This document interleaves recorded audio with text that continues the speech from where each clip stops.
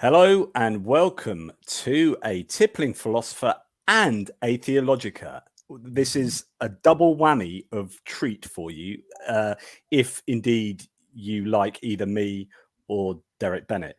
If you're not fans of either of us, this will be torment. And well done for choosing that. I am Jonathan M.S. Pierce, and I go by the moniker of A Tippling Philosopher on my blog, but also my YouTube channel.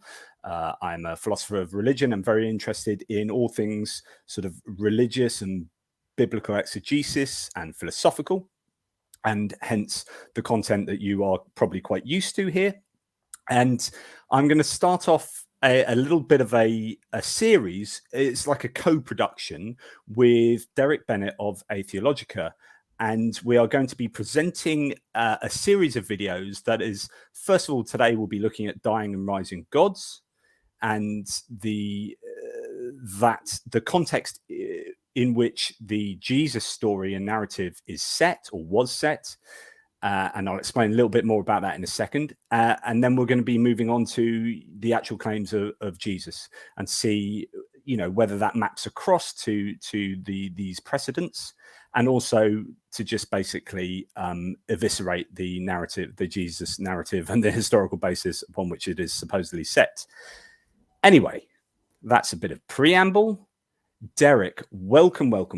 Would you like to just introduce yourself a little bit to the audience?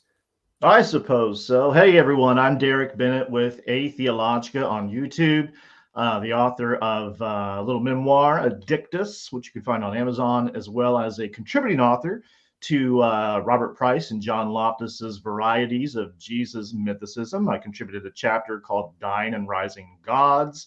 Though I myself am not strictly speaking a mythicist, I always like to clarify that.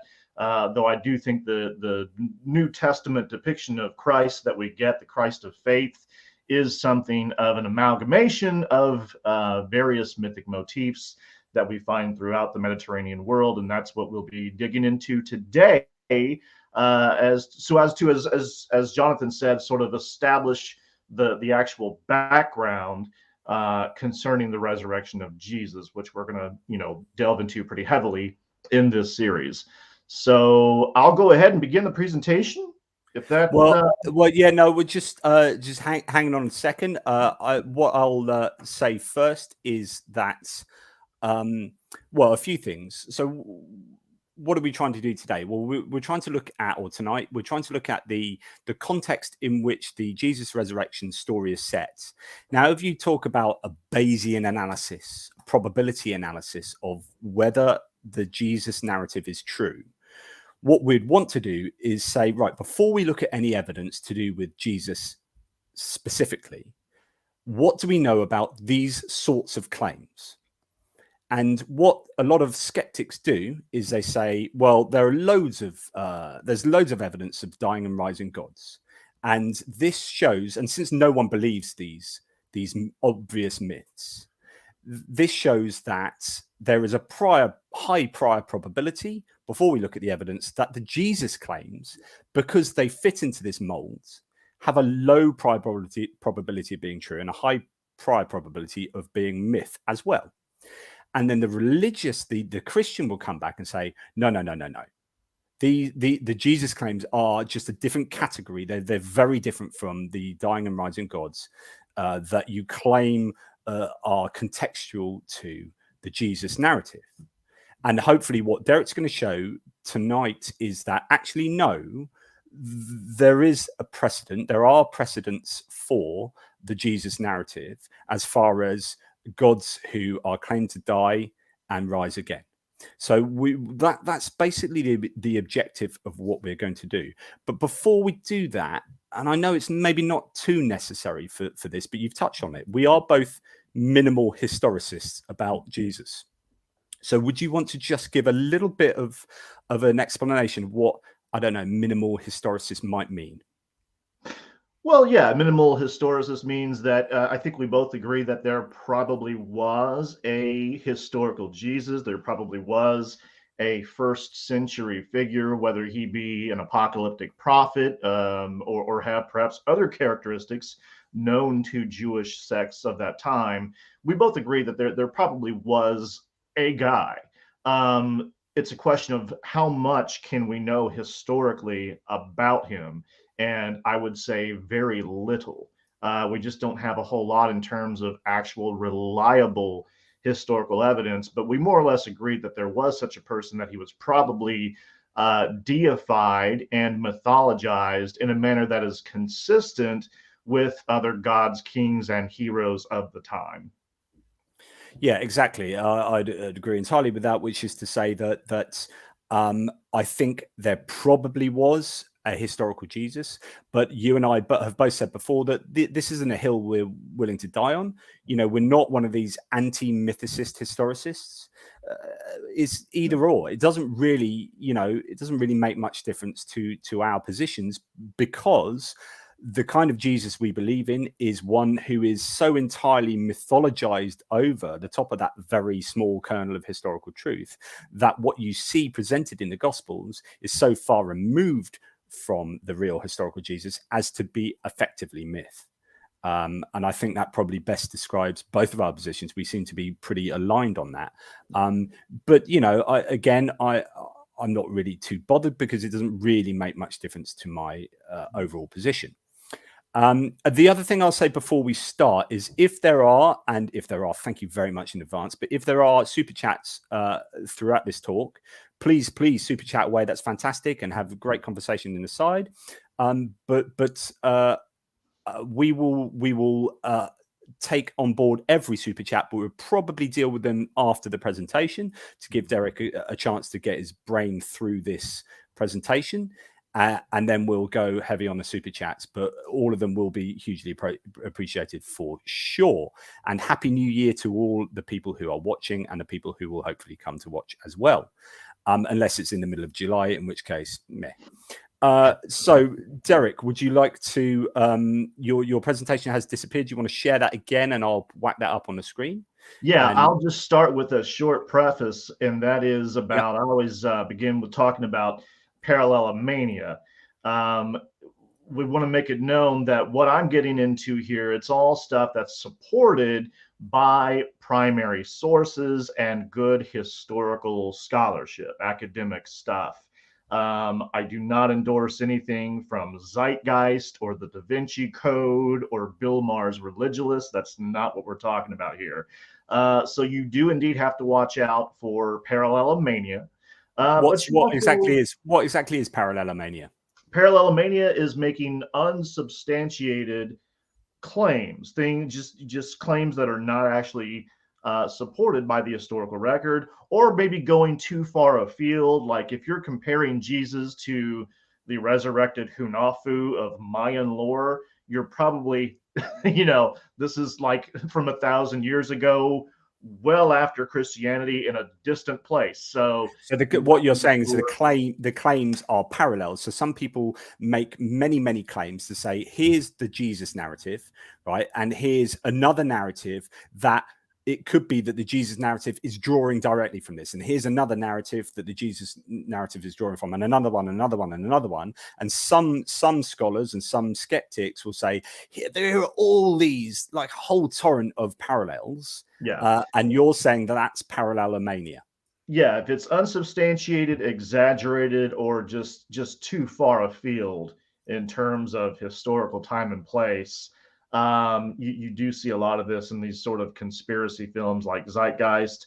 So we want to avoid parallelomania, but at the same time, there is such a thing as parallelophobia, which we find in Christian apologetics and even among some secular scholars. Interestingly enough, the guy who coined the term parallelomania was Rabbi Samuel Sandmel. And I actually have one of his books back here, A Jewish Understanding of the New Testament.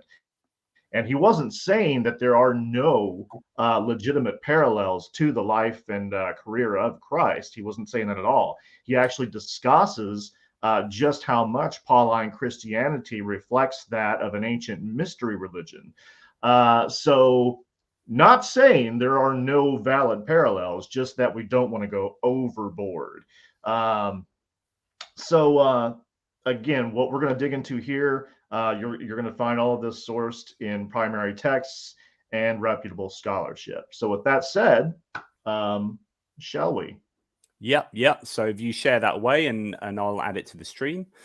Yeah, talking about the rabbi there was a chapter in a book, I think it was Zevet, called Subtle Citation, Allusion and Translation in the Hebrew Bible, which talks about the intertextuality of different sort of sources, and looking at, you know, how certain stories and what have you make parallels and show parallels. And in fact, he's heavily referenced in one of the chapters in particular. I mean, it's an excellent book. But yeah, so that is that. Yeah, just another source that mentions it. He's pretty big on talking about parallels, as you say. So yeah, have you got? Oh, here it is. It's popped up. So I'm going to add that. Is that looking pretty good to you, Derek? Looks good to me. Excellent. Let's rock and roll. All right. Resurrection and Apotheosis in Pre-Christian Antiquity by yours truly. If you don't know what apotheosis is, we're going to get into that. So the New Testament, its depiction of Christ's resurrection, immortalization, and exaltation to heaven is not unique in the context of ancient Mediterranean myth and legend. Several key figures from antiquity will be discussed, all of whom were immortalized either by resurrection or apotheosis. Resurrection, let's define that. Death followed by bodily restoration to life. It's the simplest, most straightforward definition I could provide you. If they die and they're bodily restored to life, that's a resurrection. Apotheosis, deification and exaltation to a heavenly sphere. So we see, we'll give several examples of that and how that parallels the exaltation of Christ as well. The figures, narratives, and motifs discussed are not identical to Christ in every detail. They represent conceptual similarities, resembling the Christian mythos in striking ways. This is important because apologists often will point out this or that difference, which is something of a red herring. We're not saying that they are identical, only that there are important and striking similarities. As I go to the next screen, Jonathan, is this, there's no lag in terms of, is the next screen popping up? Yeah, next screen say, yeah. Excellent. So what is the resurrection of Jesus in the earliest tradition? Let's actually dig down and see what we're talking about here.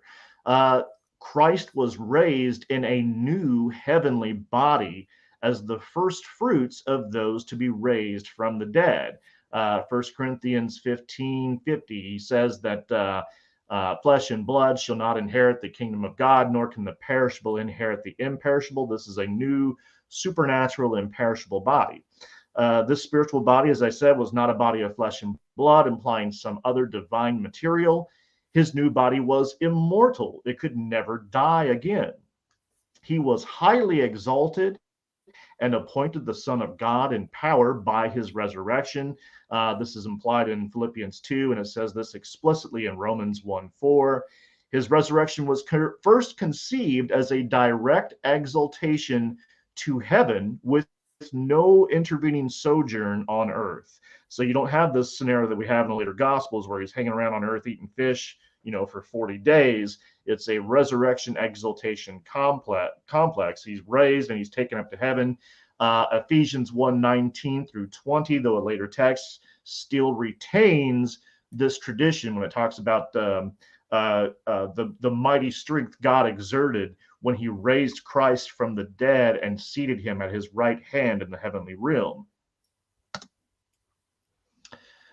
The scholarship on this in terms of resurrection and exaltation being a synonymous event, the general conviction in the earliest Christian preaching is that as of the day of his resurrection, Jesus was in heaven, seated at the right hand of God.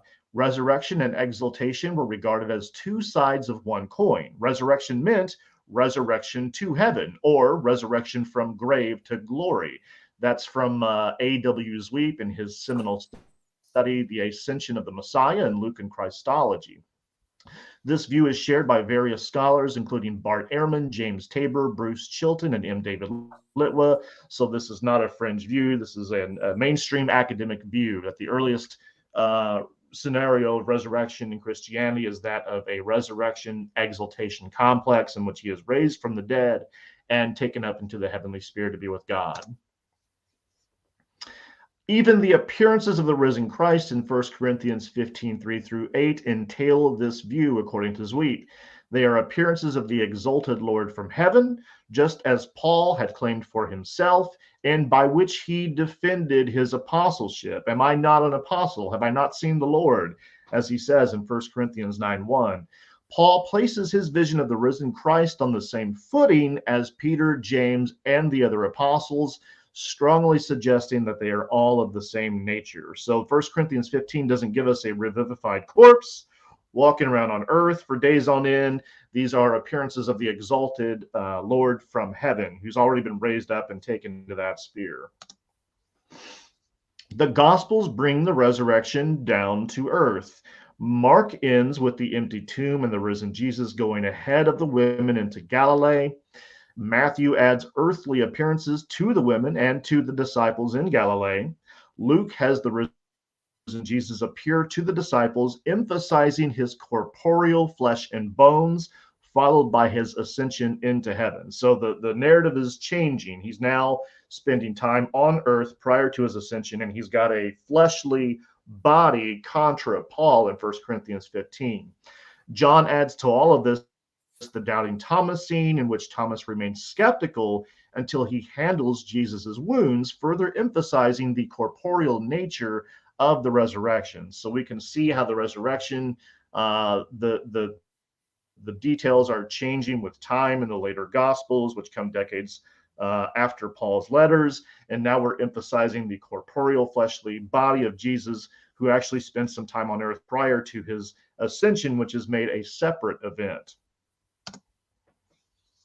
So having established the earliest view of the resurrection and how that changed over time, we're going to discuss resurrection in pre-Christian antiquity. Again, the definition is death followed by bodily restoration to life. Several of these figures were originally metaphorical representations of the cycles observed in nature, including the death and rebirth of crop life, the descent and ascent of the sun, etc. Important to note this because apologists will often give us just one half of the story, right?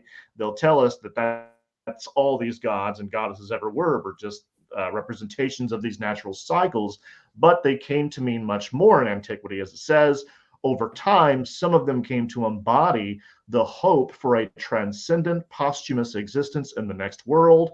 The resurrection of the gods secured a similar fate for devotees. So the nature of these ideas changes with time and becomes more individualized, more sacralized. It comes to mean much more than just the cycles of nature that we observe.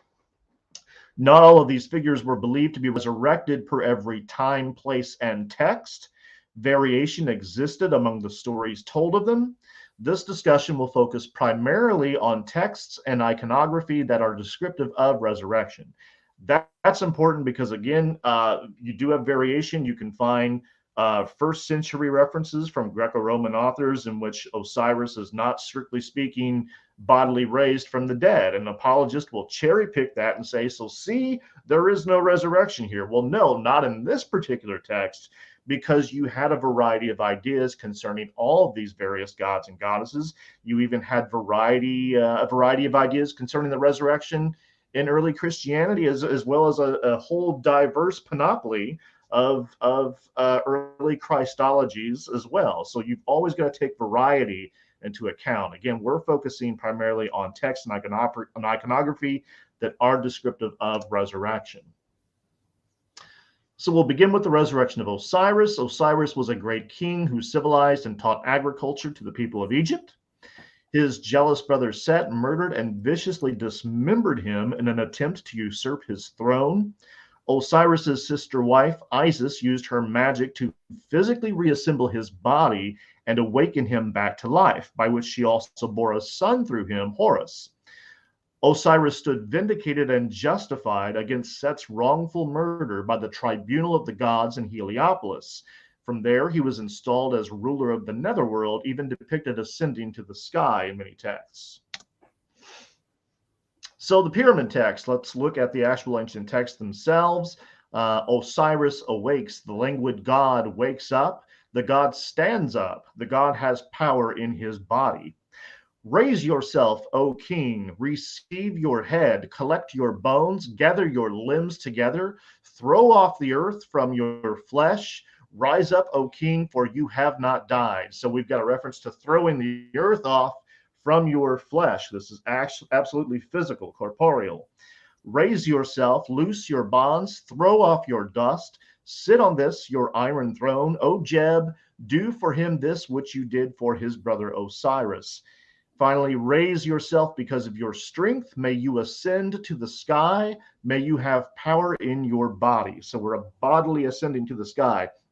Important to note, invocations such as these are often directed at the deceased king, the earthly representative of Osiris, who was likewise raised via imitative magic. So though these are addressed to the king, they are representative of the very same process that Osiris underwent that they are emulating. So this is just a bas-relief image of the resurrection of Osiris from a Ptolemaic Roman temple at Dendera from around the 2nd to 3rd century BC. So we see just a very graphic illustration of Osiris being bodily raised from his funerary bier. This shows the longevity of the myth as well. It's not just something from the archaic myths of prehistory or the ancient Egyptian Book of the Dead or pyramid texts. Even in the Ptolemaic era, they are still worshiping Osiris as a resurrected god. Now, bodily resurrection in ancient Egypt. What do the actual Egyptologists, the experts, say about this? The belief that the body lives on after death is one of the most salient features of Egyptian conceptions of the hereafter, from Egyptologist Eric Hornung. The resurrection in which the Egyptians believed was a bodily resurrection involving a physical entity which had been justified, that is, examined and declared to be free of sin, from Egyptologist Mark J. Smith. Resurrection is a proper term for this idea because the dead king is constantly summoned to rise. Raise yourself is the typical address to the deceased, and it means not only to get up, but to ascend to heaven. That's from Egyptologist Jan Osman. Now to explain the relationship between Osiris and the deceased, because this is very important. Just as Osiris was killed and rose to new life, so the dead king, identified with Osiris through the recitation of the spell, is made alive again. In other words, what we have here is the bodily resurrection of the dead king, from Egyptologist Louis Zachbar. Osiris provided a model whereby the effects of the rupture caused by death could be totally reversed. Through the mummification rites, which incorporated an assessment of the deceased's character, the Egyptians hoped to be revived and justified like Osiris. That's from Egyptologist Mark J. Smith. Notice that justification is also an important element in the ancient Egyptian cult of Osiris as it is in Christianity. The image was that of a divine hero who had suffered and died and then rose from the dead. In his image, moreover, the Egyptian devotees saw also the promise of their own resurrection from death and eternal life in the realm of Osiris. Phenomenologically, if not historically, Osiris was thus a prototype of Christ, from comparative religion scholar S.G.F. Brandon. Now, countering apologetics. Christian apologists deny that Osiris was resurrected by appealing to his reign in the underworld as a god of the dead. This was not a return to earthly life, thus it was not a resurrection. That is their reasoning. No better counter to this apologetic than what was said by S.G.F. Brandon years ago. A crucial factor in the comparison here is that despite the vivid gospel accounts of the appearances of the resurrected Jesus, he is not related to have resumed his life on earth in contemporary Judea, but to have ascended to heaven, where he was believed to live a supernatural existence. There is therefore justification for a phenomenological comparison between the deaths and resurrections of Osiris and Christ. Each is raised to life again by supernatural means after an unjust death, but each is transformed into a new mode of being. That is, neither Osiris nor Christ resume their earthly lives, but pass on to another world, where they acquire a new status and office, which in each case is that of Savior and Judge of the dead. So this apologetic is nonsense. It doesn't work, because either which way, you have a figure who is bodily restored to life, but does not remain on earth to resume their earthly lives. They ascend into the heavens. SGF Brandon's point is reinforced by the fact that the earliest tradition of Christ's resurrection has him exalted to heaven with no earthly sojourn. As Egyptologist Jan Osman notes, Osiris remained in the netherworld, yes, but he was resurrected and alive. The pyramid texts even placed the revivified Osiris on earth, however briefly, where he is vindicated in the official's enclosure of Heliopolis prior to his destination in the Egyptian afterworld. Read the pyramid texts of Teti and of Pepi. So really, these kinds of trivial differences that apologists like to bring up, I mean, again, the whole point is about similarity, not identity, right? So that, I mean, these are just red herrings. But when you take a closer look, you find out that the distinctions are just not as great as the apologists would have it seem. Either which case, you have a bodily resurrected figure who then goes on to live in a new supernatural realm. That's how you had to have it with all of these figures. They can't remain on earth, or one would ask, okay, where are they now if they live eternally? No, they always have to go into some supernatural realm or world in the beyond.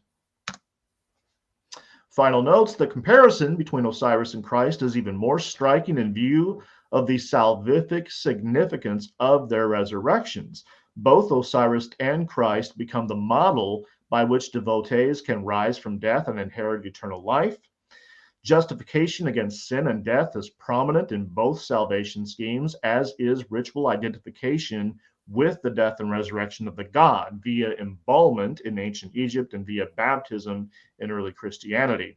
Both Osiris and Christ become the formidable judge of the dead, wherein people are judged according to their deeds.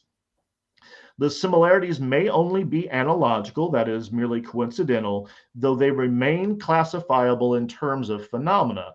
They are both alike religious expressions of the hope for life after death, especially as embodied in a divinity. So I'm not saying that there was no cultural influence.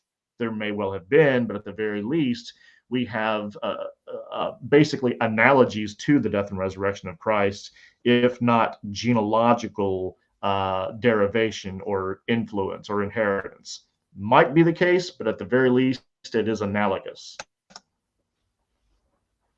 So we'll move on to the resurrection of Baal. Baal was a Canaanite storm fertility god. He was the son of mighty El, the father of the gods of Canaan, known also to the Israelites as El Elyon or Elohim. See Psalm 82, Deuteronomy 32, etc. According to a text excavated from the ancient city of Ugarit, that's modern-day Ras Shamra, Baal confronted Mot, the god of death, and was defeated and killed. Baal's consort, Anath, mourned for him and buried his corpse. Later, El beholds in a dream that his son yet lives.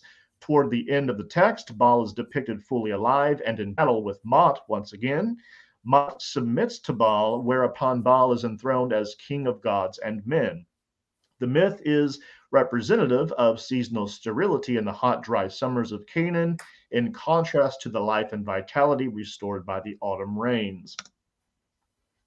So I'm going to read snippets from the Ras Shamra text so that you can contrast Baal dead with Baal alive, because the piece where if he is indeed raised from the dead, that portion of the text is missing.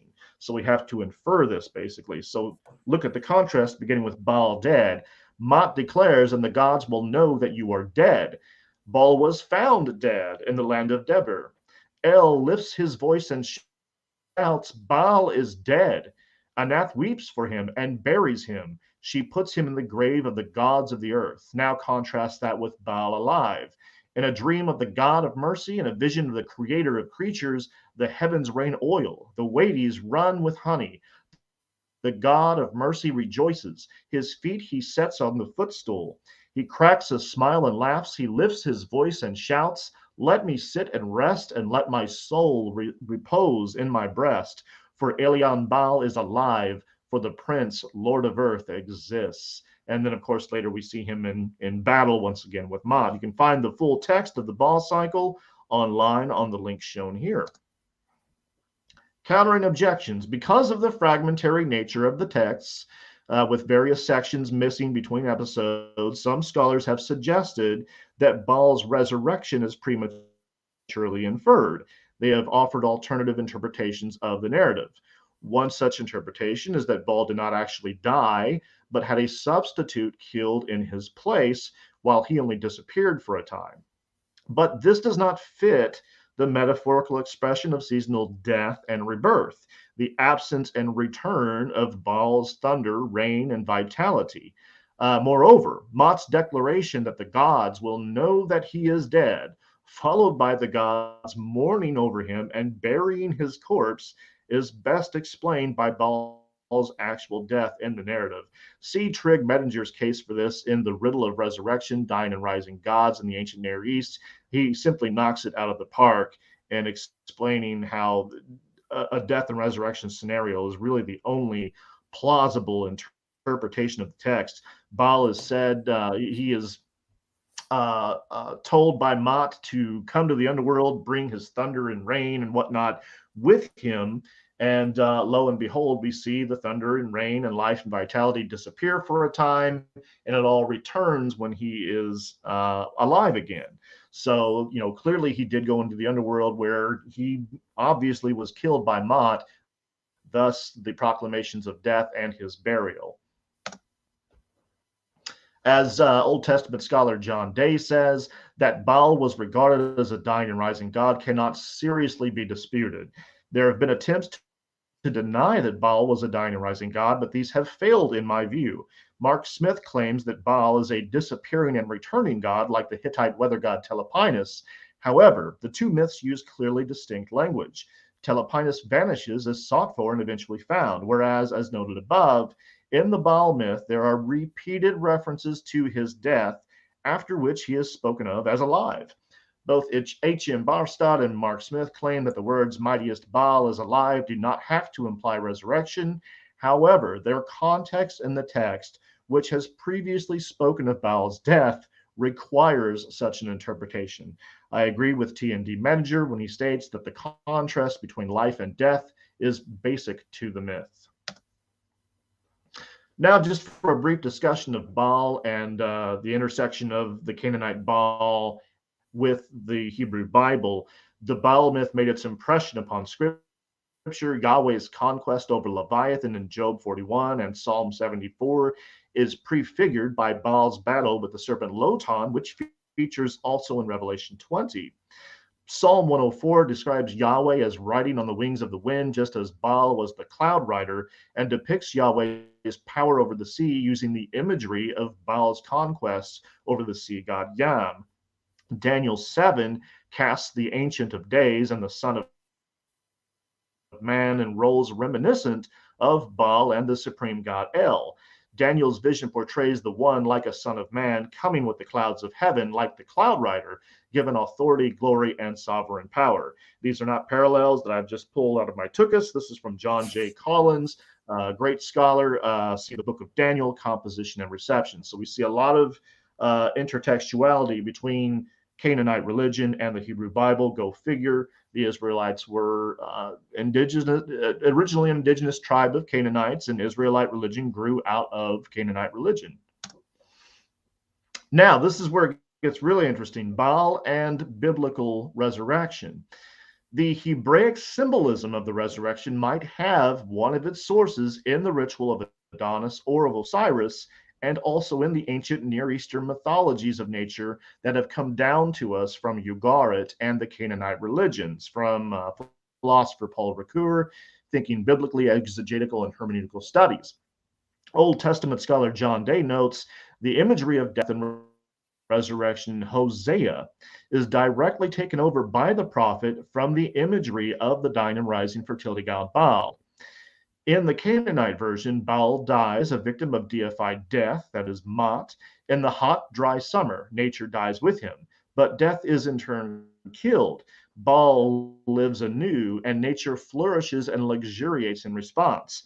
Israelite culture, at least as reflected in the Hebrew Bible, adapts this model to a theology centered on the Lord's relation to the people Israel in history, from Old Testament or Hebrew Bible scholar John Levinson in Resurrection and the Restoration of Israel. So you have multiple scholars and exegetes saying that the earliest forms of resurrection in the Hebrew Bible, which are metaphorical in nature, speaking about the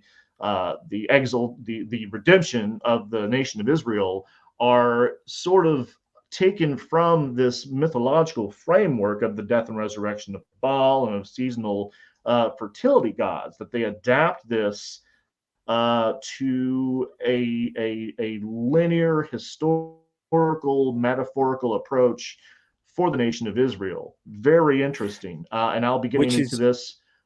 Which is to say, I suppose that yeah, it's just which is to say that I suppose there's this landscape, there's this cultural idea of the acceptability of resurrection, given that the Baal would be, you know, a pretty important figure in the history of the Jewish religion. You know, arguably Yahweh is, you know, evolved out of Baal and so on and so forth, and lots of different theories, but at least this idea of resurrection is just part of the fabric, is what you're saying, I presume. And what's interesting is they didn't make Yahweh a dying and rising God. Instead, they adapted this to the people Israel in history, to the nation of Israel.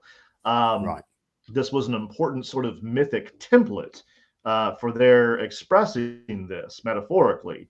I'll be getting into much more detail on this in my next YouTube video, as well as a presentation that I plan to do for Myth Vision, and I could do for you as well, Jonathan, of this particular phenomenon. So we'll move on into the resurrection of Inanna. Inanna was a Sumerian goddess of fertility, known as the Queen of Heaven.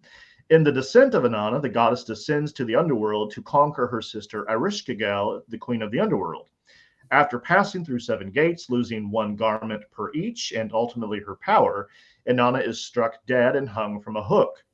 3 days and 3 nights pass until the god Enki finally creates 2 sexless creatures from the dirt, who descend to the underworld and revive Inanna with the food of life and the water of life. Interesting that we have a 3-day idiom here, 3 days and 3 nights. It's not strictly speaking that she died and rose from the dead 3 days later, just that there was an important 3-day interim there between her death and her being raised to life again. Inanna will arise. Ereshkigal fastened on, these are actual texts from the descent of Inanna. Ereshkigal fastened on Inanna the eye of death. She spoke against her the word of wrath. She uttered against her the cry of guilt. She struck her. Inanna was turned into a corpse, a piece of rotting meat, and was hung from a hook on the wall. Later, Father Enki commands, ask Ereshkigal for the corpse that hangs from the hook on the wall. One of you will sprinkle the food of life on it. The other will sprinkle the water of life, and Inanna will arise. He's commanding this to these 2 sexless creatures he created. The corpse was given to them. The Kirgara sprinkled the food of life on the corpse. The Galater sprinkled the water of life on the corpse. Inanna arose. So as I say, if you find yourself dying or near death, it's always important to have a Kirgara and a Galater nearby, though there are sexless creatures, so you cannot, moving on. Inanna thereafter ascended to the land of the living, where she found her husband Dumuzi dressed lavishly upon her throne, entertained by slave girls. For this, Inanna decreed that Dumuzi should take her place in the underworld. According to the Sumerian poem, The Return of Dumuzi, she later relented and allowed Dumuzi to return every 6 months, probably at springtime when life and fertility returned to the land. The Hebrews were familiar with the myth of Inanna and Dumuzi as reflected in the Song of Songs and in Ezekiel 8:14, in which women at the gates of the Jerusalem temple bewailed the death of Tammuz, the Babylonian counterpart of Dumuzi. To this day, the name Tammuz graces one whole month of the Jewish calendar. So this is, again, something that is well known to early Israelites. And we move on to the Risen Adonis. Among the Greeks, this ancient story was reflected in the myth of Aphrodite and Adonis, whose celebrated reunion took place when Adonis returned biannually from the underworld. According to Lucian, in the 2nd century, Adonis was mauled to death by a boar and ritually mourned. As he says, and when the breast beating and weeping is at end, first they make offerings to Adonis as if to a dead person, and then on the next day they proclaim that he is alive and fetch him forth into the air, from Lucian's On the Syrian Goddess. The church father Origen wrote in the 3rd century CE of those who mourned the death of Adonis and rejoiced at his having risen from the dead. Origen directly associated Adonis with Tammuz. You find that also in Jerome's comments on Ezekiel. Now, countering objections. Jonathan Z. Smith, who famously wrote his Drudgery Divine in the late 80s, early 90s, tried to deny all this stuff. Jonathan Z. Smith infers from the fetching forth into the air of Adonis that a statue or replica of the god was in use. Thus, proclamations of being alive are not indicative of resurrection, but are the common presupposition of any cultic activity in the Mediterranean world that uses images. This objection makes no sense to me, as it doesn't to other scholars as well. The use of statues or idols does not preclude a belief in resurrection for Adonis any more than it did for Osiris, whose resurrection was celebrated in much the same manner. The Egyptians carried a statue of, as Jan Osman says, the vindicated and resurrected Osiris in the festival procession of Icarnefrit, according to a well-known stela from the Middle Kingdom. Again, that's per Jan Osman, and you find a similar kind of ritual happening in the 4th century per Firmicus Maternus's The Error of the Pagan Religions. So this was symbolic, the use of images like this of the death and resurrection of the god. It doesn't somehow preclude it. That's a silly objection. As with Baal, there is a contrast between death and new life. Lucian speaks of the deed that was done to Adon by the boar, the solemn lamentations that followed, and the later proclamation that he is alive. And of course, Origen confirms that this is resurrection. Getting into Dionysus. Dionysus was the god of theater, fertility, and wine, and was believed to be the son of Zeus and a mortal woman, Semele. The infant Dionysus was torn apart by the evil Titans, but restored to life variously by Rhea or Demeter. The 1st century BC Epicurean Philodemus records that after his dismemberment by the Titans, Rhea gathered together his limbs and he came to life again. That's from On Piety, 1st century BC. Similarly, Diodorus of Sicily relates his members were brought together again by Demeter and he experienced a new birth as if for the first time, from Diodorus Siculus, again, 1st century BC reference. Now I'm going to go into the sort of the triad of Osiris, Dionysus, and Adonis here, because you see a lot of fusion and syncretism between these three. Plutarch explicitly identifies Dionysus with Osiris, stating the tales regarding the Titans and the rites celebrated by night agree with the accounts of the dismemberments of Osiris and his revivification and regenesis. From on Isis and Osiris, same thing, similar kind of thing in Diodorus Siculus's Library of History. The revived Dionysus, who died and came back to life again, was regarded as a divine role model for the Dionysic initiates and their expectations of a happy afterlife, per classicist Albert Henrichs in Tracing Orpheus. So you see a very similar soteriology in the Dionysian mysteries as you do with the ancient Egyptian funerary cult and the ancient Egyptian mysteries of Isis and Osiris. This idea of the initiate into the cult being able to expect either a resurrection or a blessed life in the hereafter as a result of the god's death and resurrection or rebirth. Scholars including B. Soyez and John Granger Cook suggest that the rites surrounding the resurrection of Biblian Adonis are due to influence from the Osiris cult in Byblos, which incidentally was just north of Palestine. See John Granger Cook's Empty Tomb Apotheosis, Resurrection, as well as Bisoya's Byblos et la Fête des Adonis.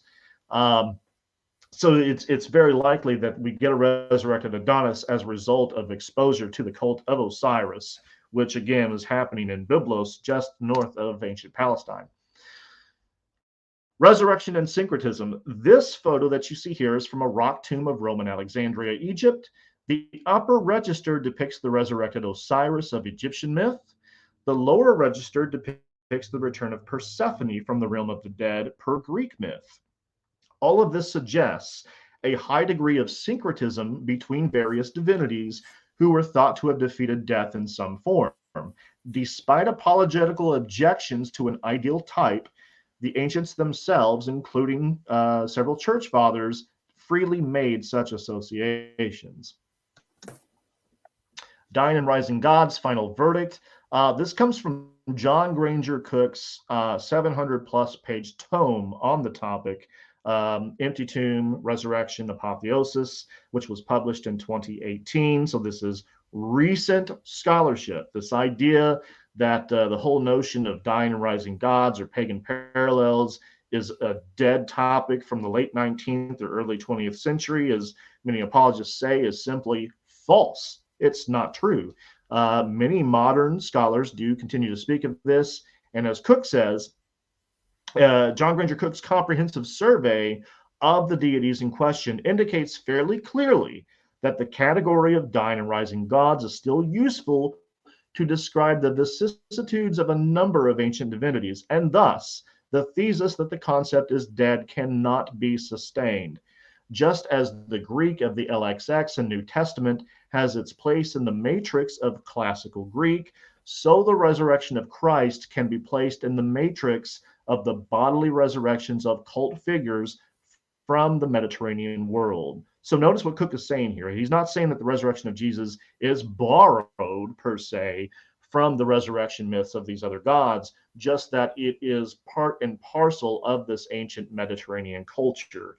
It's something that is analogous. It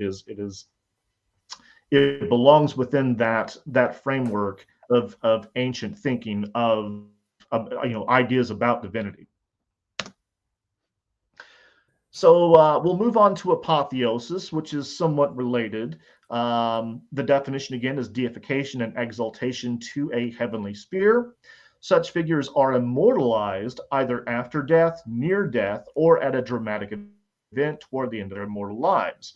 Typically, their bodies vanish without a trace, signifying that they have been taken up to heaven to live among the gods. Appearances to witnesses following their death or exaltation are a common theme, and often their exaltation is accompanied with miraculous signs and portents. Beginning with Romulus of Rome. Romulus, first king of Rome, was taking stock of his army when a violent thunderstorm suddenly arose and enveloped him in a cloud, after which he was no longer seen on earth. The prevailing belief was that he had been snatched away to heaven, and he was thereafter hailed the son of a god, similar to the exaltation theology in Romans 1:4. By the way, this comes from Livy, who is, of course, pre-Christian. It was rumored by some that the senators had torn him limb from limb. The grief caused by Romulus's disappearance was lifted by a report from a most trusted witness, Proculus Julius. As he says, "At break of dawn today, the father of this city suddenly descended from heaven and appeared to me. Whilst thrilled with awe, I stood rapt before him in deepest reverence, praying that I might be pardoned for gazing upon him. 'Go,' he said, 'tell the Romans that it is the will of heaven that my Rome should be the head of all the world.'" So you have a most trusted witness, and of course, something of a great commission before he ascends on high again. Much the same story is relayed by Ovid, which again is pre-Christian, 1st century BC, I believe. "The sun vanished and rising clouds obscured the sky, and a heavy shower of torrential rain fell. Then it thundered. Then the sky was split by lightning. All fled, and the king rose to the stars behind his father's horses. There was mourning, senators were falsely charged with murder, and perhaps that belief might have stuck in people's minds. But Julius Proculus was traveling from Alba Longa with the moon shining and having no need of a torch when suddenly the hedge to his left moved and shook, so that he drew back a step, his hair bristling. It seemed to him that Romulus, handsome, more than human, and finely dressed, stood there in the center of the road, saying, "Prevent the Romans from mourning me and profaning my divinity by their tears. Let the pious crowds bring incense and propitiate the new god Quirinus, and cultivate their father's art of war." So he commanded and vanished into the upper world from before Julius's eyes. So you find this in Ovid's Fasti, also in Plutarch's Life of Romulus. Again, we have something of a great commission, a most trusted appearance to a most trusted witness, miraculous signs and portents, his being enveloped in a cloud and taken up, all of these kinds of things for which we have analogous material in the New Testament, in the Gospels. So, Derek, just to say that, I mean, it looks like Romulus is a really interesting and very obvious sort of parallel, or at least precursor to the Christian claims. I presume the Greek writers of the Gospels, you know, even though this is obviously Rome and not Greece, would have been sort of cognizant of such, you know, material. Almost certainly. I try to be cautious in my claims and say that this is at least analogous material, but Dr. Richard Miller, in his Resurrection and Reception in Early Christianity, actually does make a case for mimesis. He is actually making the case that that beginning with Mark, we are working from material that is known to him in the narratives about Romulus that we find in those such as Ovid and Livy. As Robin Walsh made an excellent point of saying in her interview with Derek Lambert on Myth Vision, these are Greco-Roman elites writing these Gospels. These are men who are educated in Greek rhetoric and composition. They almost certainly would have known these stories and are working with them either consciously or unconsciously. Yes. Yeah, brilliant. Thank you. Absolutely. We'll move on to Heracles. Heracles on the pier. Not even the mighty Heracles escaped death, Homer tells us in the Iliad, though Hesiod informs us that after he died and went to Hades, he became a god upon Mount Olympus, immortal and ageless. According to Diodorus of Sicily, Heracles was dying from poison when he mounted a funeral pyre which was set ablaze. And immediately lightning fell from the heavens, and the pyre was wholly consumed.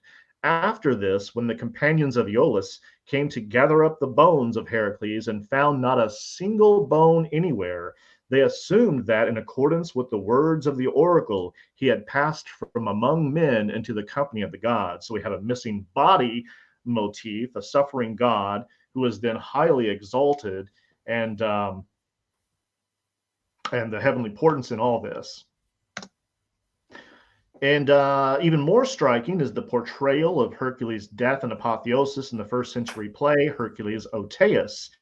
There he appears to his grieving mother, Alcmena, and implores her to refrain from mourning, that he has been granted his place in heaven among the gods. Afterwards, he vanishes into the realm above. One is reminded of Jesus' appearance to Mary Magdalene in the Gospel of John, where he is in the process of ascending to the Father. And then Asclepius. The Greek physician Asclepius was struck dead by Zeus after raising too many men from the dead, though Zeus later relented and raised Asclepius to godhood from Ovid's Metamorphoses. Again, this is pre-Christian. Thus, the second century Christian apologist Theophilus of Antioch declares to the pagan, "You believe that Heracles, who burned himself up, is alive, and that Asclepius, struck by lightning, was raised." Asclepius thereafter appeared in dream visions, healing the lame, the blind, and the paralytic, as Justin Martyr tells us in the First Apology. We find this in ancient Greek inscriptions as well, which are pre-Christian. Though, as Celsus states, Greeks and barbarians alike saw no mere phantom, but Asclepius himself, healing, doing good, and predicting the future. Maximus of Tyre likewise claims to have seen Asclepius, and that not in a dream. Philostratus reports that Antiochus of Agae conversed with Asclepius while fully awake. So a few of these sources concerning the post-mortem appearances of Asclepius in full bodily form are later than the first century. They are post-Christian, but they are in good continuity with the kind of post-mortem or post-mortal appearances of those like Aristeas, Romulus, and Heracles. So this is not by any means a new, brand new post-Christian motif. As classical scholar Emil Edelstein writes, if Asclepius the god had died, he had to come to life again. He had to become immortal, for he was ever present in his temples. From the great work Asclepius Collection and Interpretation of the Testimonies. Asclepius is one who healed the lame, the blind, and the paralytic, and raised the dead, and was himself raised and exalted by Zeus after death, appearing to men in his post-mortem divine form. As Edelstein notes, to the heathens, Christ naturally seemed but another Asclepius. And then finally, Aristeas. He was a 7th century BC poet and wonder worker who was said to have died in a fuller's shop, after which he appeared alive again. Herodotus tells us that following his death, his relatives came to the shop prepared to bury him, but he was no longer there. Meanwhile, a man had reported meeting him on the road to Cyzicus. This is from Herodotus's Histories, and we find parallel information in Plutarch's Life of Romulus. So we have a missing body motif and then appearance to witnesses. Likewise, Apollonius reports that at the very time of his death in a fuller's shop in Proconnesus, many saw him in Sicily teaching. His continued appearances in Sicily afforded him recognition and honors as an immortal god. Countering objections. Contra many apologists, these figures underwent divine re-embodiment, not the separation of the soul from the body, as in Plato. This is comparable to the resurrection body in 1 Corinthians 15. It's a new spiritual divine body. It's not just a naked soul, nor is it the kind of natural body that we have now. The bodies of Heracles, Romulus, and Aristeas go missing precisely because they have been taken up and transformed for immortal life. A few examples: the gravitas, or weight, of Heracles is felt when he arrives upon Mount Olympus, where he also procreates. You've got to have a body to do that. Asclepius appears in full bodily presence, not as a mere phantom per Celsus.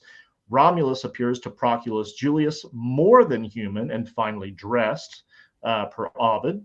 And Aristeas composes a poem upon his return to Italy. You're going to have a body to do that.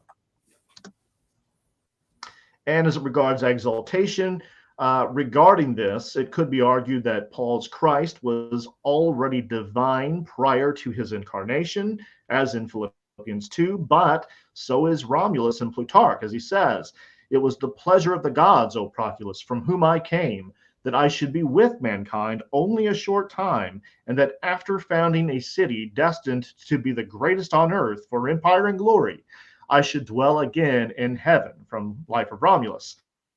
Similarly, Asclepius went from godhood to becoming a corpse, after which he was exalted again. As Ovid says, "From a god you will turn to a bloodless corpse, and then to a god who was a corpse, and so twice renew your fate." So the theme of mortal life and sometimes death, followed by exaltation to a higher immortal status, is consistent in each case, whether you're talking about Jesus, Romulus, or Asclepius. So final notes here. The figures and myths discussed include such motifs as bodily resurrection, judgment, justification and redemption from sin, salvation, immortality, and eternal life, bodily disappearances akin to the empty tomb, deification, enthronement, and exaltation to the heavens, post-mortem and post-mortal appearances, miraculous signs and portents associated with deification. I'm not saying that you find these motifs in all in any given source, but that you find these variously throughout the ancient Mediterranean world from which Christianity emerged. And finally, ideas concerning the resurrection of the dead and exaltation to the right hand of God were present in Judaism from which Christianity emerged. So we must acknowledge that. But Judaism itself developed within the wider historical and cultural sphere of ancient Near Eastern and Mediterranean religion, as we discussed with regards to the Baal myth. Which I'll be getting into again much later on, or not much later on in my YouTube videos and in presentations that I'll be doing for you guys. The figures and motifs discussed represent analogs to the figure of Christ, not necessarily direct borrowing. They are cut from the same cloth of ancient Mediterranean ideas about divinity. This is sufficient to demonstrate that such ideas as resurrection, missing bodies, miraculous signs and wonders, exaltation to the heavens, and post-mortem appearances belong to the category of ancient myth and legend. If we're talking about prior probability, or as I like to discuss, per Robert M. Price, the principle of analogy, these kinds of ideas, do we find these in the real world, in our contemporary experience of the world? No, we do not. At least not any verifiable cases of such, where we hear such stories. They're from some distant time or place where it cannot be verified. As far as we know, to those of us with a skeptical eye who are looking into this stuff reasonably, I would say we don't have examples of this in the real world. The only place we find them are in ancient myth and legend. Thus, what are we to make of such stories in Christianity? It's probably an ancient myth or legend. I mean, it's special pleading to say that in one case it's true and elsewhere it's not. Though, of course, and later on in our series, we will be happy to discuss the supposed evidence for any of this being true in Christianity, the posterior probability, as it is said to be. I don't think it gets us where we need to be in terms of the apologetic special pleading on all of this. For more information, see John Granger Cook's Empty Tomb, Resurrection and Apotheosis, Jan Osman's Death and Salvation in Ancient Egypt, S.G.F. Brandon's The Savior God, Comparative Studies in the Concept of Salvation, John Day's Yahweh and the Gods and Goddesses of Canaan, The Riddle of Resurrection, Dying and Rising Gods in the Ancient Near East by Triad Manager, Jesus Dios, The Early Christian Depiction of Jesus as a Mediterranean God by M. David Litwa, Greek Resurrection Beliefs and the Success of Christianity by Dag Osteen Enzo, and Resurrection and Reception in Early Christianity by Dr. Richard Miller. That's just to get your feet wet. That's just a few sources and all of this stuff. There is loads of stuff out there.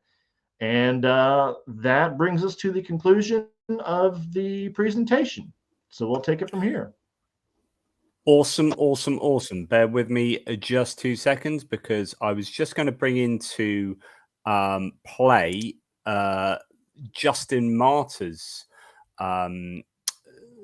writing in the First Apology. So he's an early church father, and I think it's interesting to bring his quote into play. It's quite a famous quote because it pretty much goes against what other Christians claim, that these analogies aren't relevant, or they're not really analogies, because Justin Martyr quite clearly claims that there are analogies, and so he defeats these apologetic arguments himself as an early church father. So let's just bring that up a second. I'm going to show this.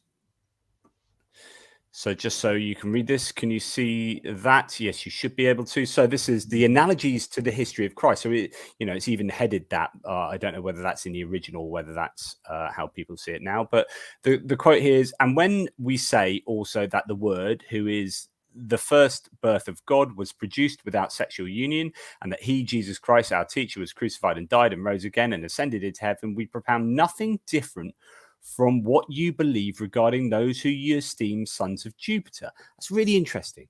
So I'm going to repeat that. our teacher was crucified and died and rose again and ascended into heaven. We propound nothing different from what you believe regarding those whom you esteem sons of Jupiter. For you know how many sons your esteemed writers ascribe to Jupiter, Mercury, the interpreting word and teacher of all, Asclepius, who, though he was a great physician, was struck by a thunderbolt and so ascended to heaven, and Bacchus too, after he had been torn limb from limb, and Hercules, when he had committed himself to the flames to escape his toils, and the sons of Leda, and Dioscuri, and Perseus, son of Danae, and Bellerophon, who, though sprung from mortals, rose to heaven on the horse Pegasus.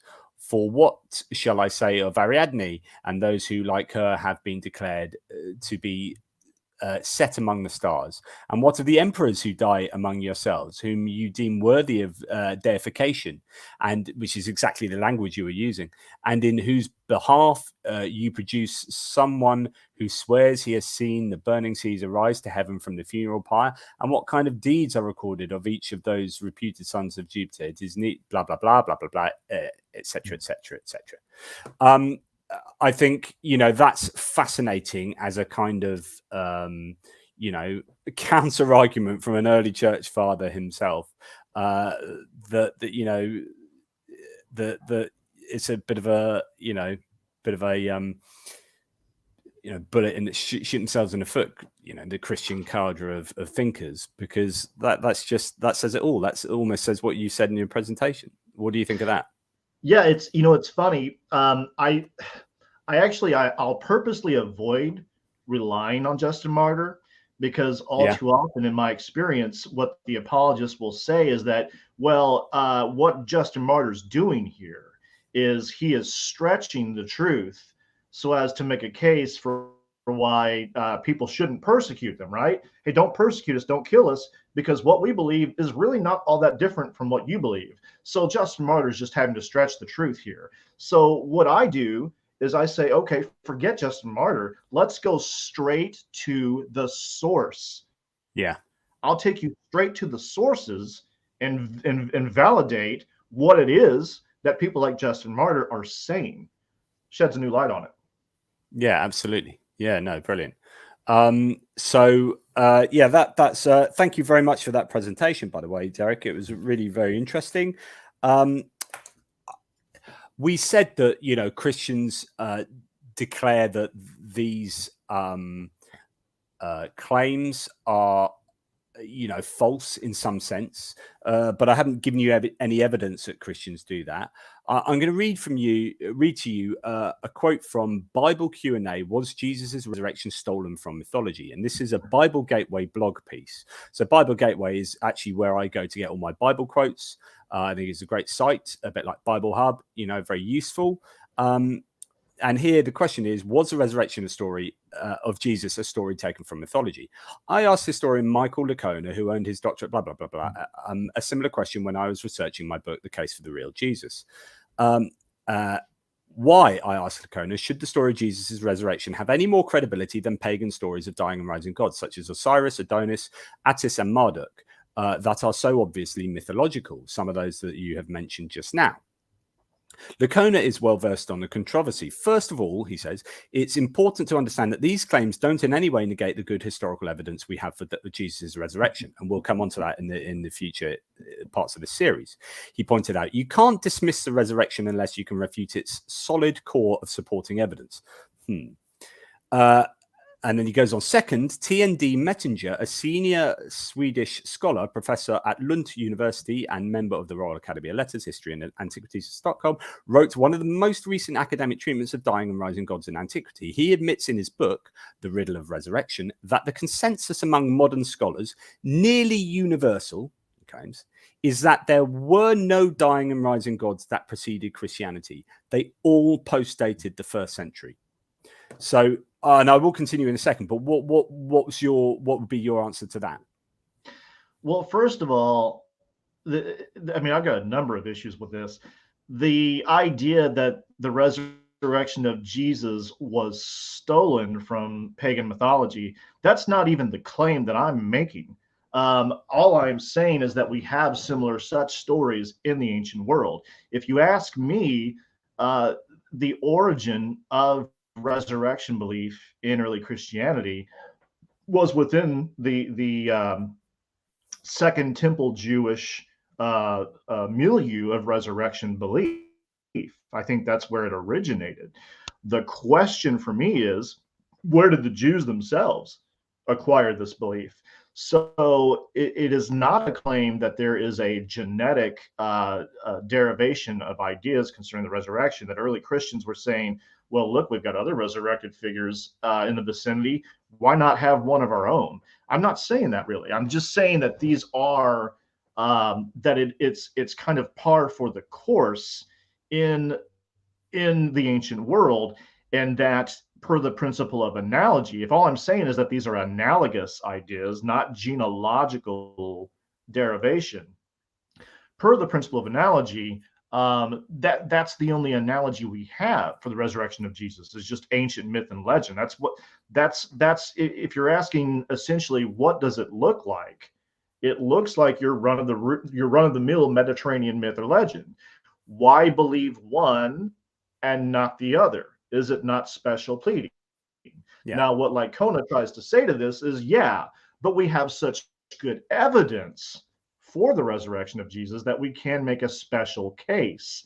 That is, of course, I mean, I'm hesitant to jump right on top of that just yet, because I know that we're going to discuss the posterior probability per the so-called evidence in later parts of our series. So we'll get to that. But so I mean, this claim that he has that there were no circulating dying and rising God myths before the writing of the Gospels. So circulating before, right? So Mettinger is saying that the scholarly consensus is that you don't have dying and rising gods prior to Christianity, but Mettinger himself is contesting this and bringing forth the evidence and the arguments to bear on this. So, but Mettinger kind of sticks within the scope of ancient Near Eastern gods. So he argues, pretty convincingly that Baal was a dying and rising god. And, I've actually read what he has to say about Osiris. He's a little bit touch and go there, but even Mettinger seems to, and I'd have to go back and review that material, but even Mettinger makes something of a case for Osiris having been a dying and rising god, though he, like so many others, says, but he goes to the underworld, so is that really a resurrection? Well, as I've argued here, how can you deny that it is? Yes, whether Jesus or Osiris, they get relocated to another world. That doesn't make them not resurrected. Surely the idea here, the idea here is overcoming death. It's the ultimate power you can have, right? This is surely, like, if I didn't know anything about mythology, knew nothing at all, and I was going to invent a kind of mythology myself, or invent a god, or invent some kind of mythological tales, it would involve overcoming death, because death is the final and most challenging aspect of reality for human beings. So therefore, if you're going to have a superhuman being, it would be someone who could overcome death. I mean, it's obvious that's going to be a common motif, surely. Absolutely. Although I would say that one can overcome death in some more vague type of circumstance, where, whether it's like Julius Caesar or Caesar Augustus, whose soul is taken up to heaven, they've overcome death in that way. But is that, strictly speaking, resurrection? And of course, I try to, the first part of my presentation speaks to resurrection. The second part is about apotheosis and exaltation, which is not, strictly speaking, resurrection. But what I would say in the case of, Baal and Osiris and a few others, is that this is an actual case of, quote unquote, resurrection, because they die and they are bodily restored to life. Again, it's irrelevant whether they stay on earth or not. Jesus doesn't stay on earth either, at least not in the earliest depictions that we have in the Pauline epistles, and even in the Gospels. That's only temporary. The other part of that, Yeah. Go ahead. Go ahead. Sorry. No, carry on. The other thing, as far as consensus goes, I'm not sure it is a consensus anymore. John Granger Cook's, as I was speaking, I was talking about that, his publication from 2018 is much more recent than Mettinger's, and I think it's actually even more comprehensive than Mettinger's book. And he absolutely does say that, per his study of the topic, the dying and rising God motif is a real thing, and it absolutely is pre-Christian. Of course, the other part of that is you can't, arguing from some kind of ethereal consensus isn't proof of anything. What matters are the actual facts. It's the consensus can be wrong. The issue is when you look at the primary source texts and you look at what ancient writers think, and you actually engage this stuff rationally, logically, per argumentation, there is unequivocally a case of gods who are said to have died and been restored to life, even bodily, as well as these apotheosis scenarios, which are strikingly similar to the New Testament narrative. So consensus or not, consensus be damned, those are the facts. And you do indeed see more and more scholars here in the 21st century who are saying, like Cook, no, I'm sorry, Jonathan Z. Smith's denial of this needs to be reviewed and re-examined because we most certainly do have a case. Yeah. So to carry on what this Christian piece says, which is sort of aligning with what you say to a degree, but then going against it. Obviously, that timing is crucial. Christianity couldn't have borrowed the idea of the resurrection if myths about dying and rising gods weren't even circulating when Christianity was birthed in the 1st century AD. The quote, then Mettinger said he was going to take exception to that nearly universal scholarly conviction, which is what you were saying. You were saying Mettinger actually did point out that there were some dying and rising gods. Licona continued. He takes a decidedly minority position, so claims Licona, and claims that there are at least 3 and possibly as many as 5 dying and rising gods that predate Christianity. But the key question is this: are there any actual parallels between these myths and Jesus' resurrection? What did Mettinger conclude? I asked. This is the writer talking to Licona. Licona says, in the end, after combing through all of these accounts and critically analyzing them, Mettinger adds that none of these serve as parallels to Jesus. None of them, Licona emphasized. They are far different from the reports of Jesus rising from the dead. They occurred in the unspecified and distant past and were usually related to the seasonal life and death cycle of vegetation. In contrast, Jesus' resurrection isn't repeated, isn't related to changes in the seasons, and was sincerely believed to be an actual event by those who lived in the same generation of the historical Jesus. In addition, Mettinger concludes that, quote, there is no evidence for the death of the dying and rising gods as vicarious suffering for sins.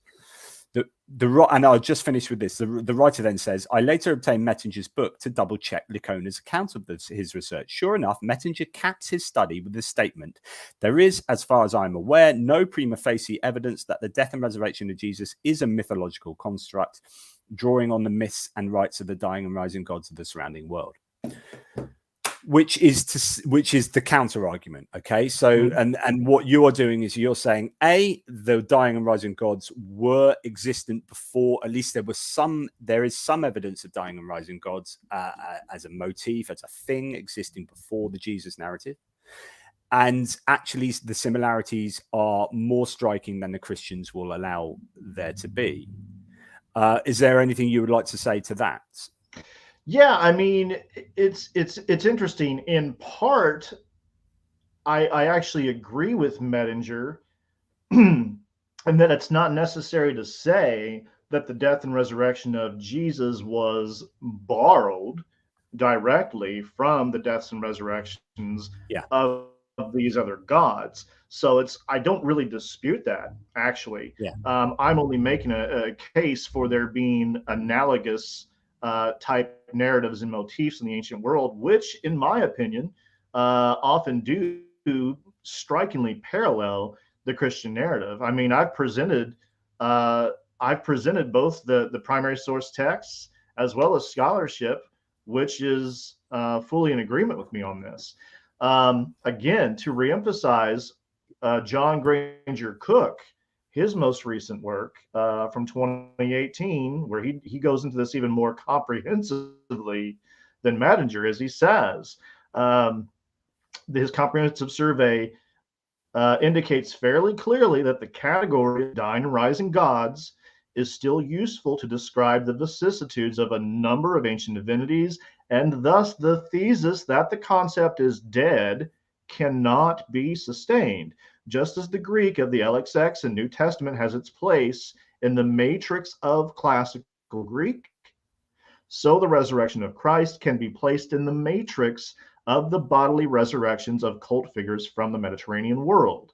And it's not just Cook. I mean, we see John Day talking about the death and resurrection of Baal, as does John Levinson.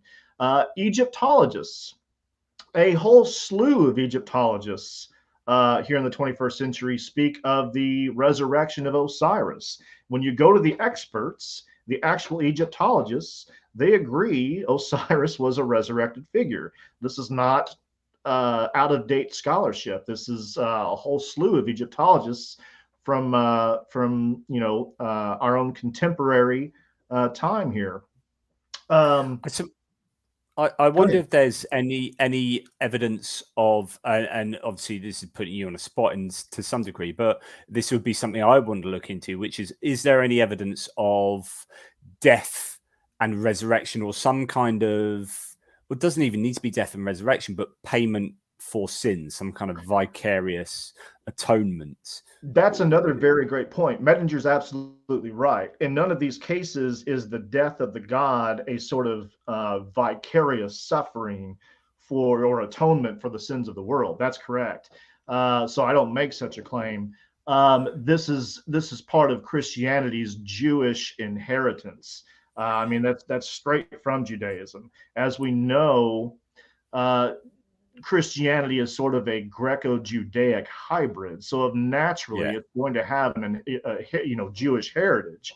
So that's absolutely Jewish in orientation, does not come from. And again, I'm not even arguing that the resurrection of Jesus comes, at least not directly, from any of these pagan stories. I think it originated within Second Temple Judaism. Again, I'm making the case that there were dying and rising gods prior to Christianity, and that these are analogous tales, just as Cook says, and that it's special pleading to deny one, to affirm one while denying all the others.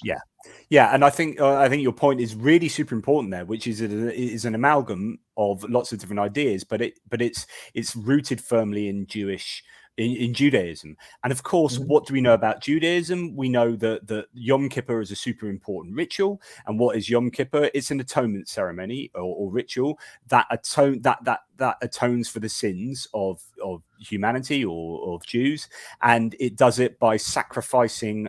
And I've talked about this in a video with Derreck Lambert, and in my book, The Resurrection: A Critical Examination. This is certainly something we'll come on to talk about for sure, because I think this is actually the root story, the root idea behind the resurrection. The more I think about this, the more I think all the Jesus execution narrative is just Yom Kippur, told in a new way, so that the Jewish audience will really understand that. And of course, this is coming from a Jewish place, right? So Yom Kippur is taking two identical goats that look like twins. They look so alike that they need to be really, really closely aligned, and they take these two goats, and one of them is a scapegoat, and the other one is sacrificed.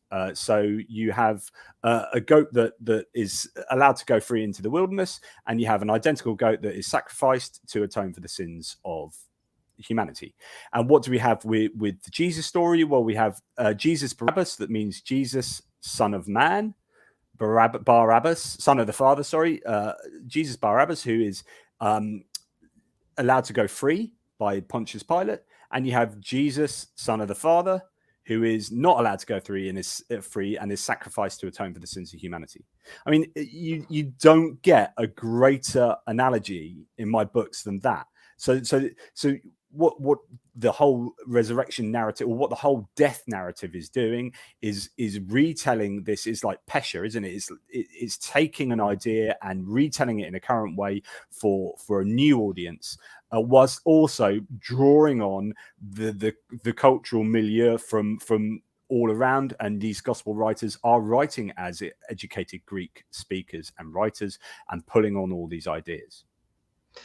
That and beautifully said. That, and of course, you have a lot of these lamentation and redemption psalms throughout the Hebrew Bible. You have the suffering servant in Isaiah. I tend to think that early Christians looked to the Hebrew scriptures to try and reconcile the tragedy of the historical death of Jesus. And this was a way of again, reconciling the tragedy, of putting a new spin on it.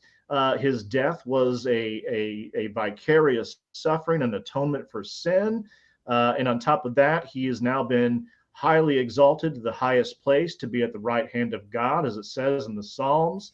So I think that's where a lot of this is coming from, not to mention this whole idea of resurrection from the dead, of the resurrection of the dead, that was present in Second Temple Judaism. I think the resurrection of Christ ties into that directly when Paul says that he is the first fruits of those to be raised from the dead. It's a way of saying that what we're hoping for and expecting is just right around the corner. If you can just hang on a little bit longer, just hang on. Christ is his resurrection is a sign that he is the first fruits that we are soon to follow. Yeah, which is first fruit is reference to the Old Testament. I forget which quote it is, but that, this is again reference, pulling on that Jewish milieu.